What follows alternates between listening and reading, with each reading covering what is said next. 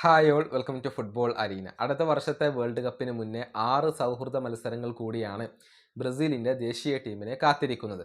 അടുത്ത മാസം നടക്കുന്ന സൗഹൃദ മത്സരങ്ങളിൽ ഏഷ്യൻ കരുത്തരായ സൗത്ത് കൊറിയ, ജപ്പാൻ എന്നിവരാണ് ബ്രസീലിൻ്റെ എതിരാളികൾ.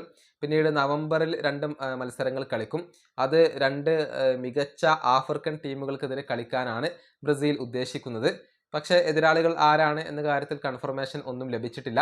യൂറോപ്പിൽ വെച്ചുകൊണ്ട് കളിക്കാനാണ് ഇപ്പോൾ ബ്രസീൽ ഉദ്ദേശിക്കുന്നത്. പിന്നീട് മാർച്ച് മാസത്തിലാണ് യൂറോപ്പിലെ ടീമുകൾക്കെതിരെ ബ്രസീൽ 2 സൗഹൃദ മത്സരങ്ങൾ കളിക്കുക.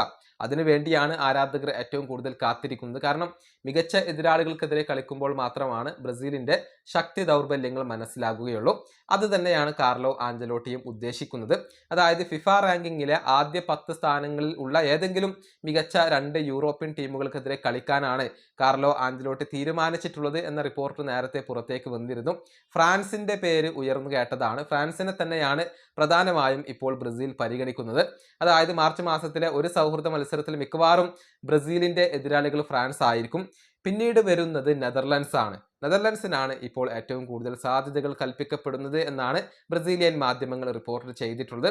അതായത് മാർച്ച് മാസത്തിൽ ഫിഫ റാങ്കിങ്ങിലെ 2ാം സ്ഥാനക്കാരായ ഫ്രാൻസ്, അതുപോലെ തന്നെ ഫിഫ റാങ്കിങ്ങിലെ 7ാം സ്ഥാനക്കാരായ നെതർലൻഡ്സ് എന്നിവർക്കെതിരെയായിരിക്കും ബ്രസീൽ കളിക്കുക എന്നാണ് ബ്രസീലിയൻ മാധ്യമങ്ങൾ റിപ്പോർട്ട് ചെയ്യുന്നത്. 2 മികച്ച മത്സരങ്ങൾ ഫുട്ബോൾ ആരാധകർക്ക് കാണാൻ കഴിയും.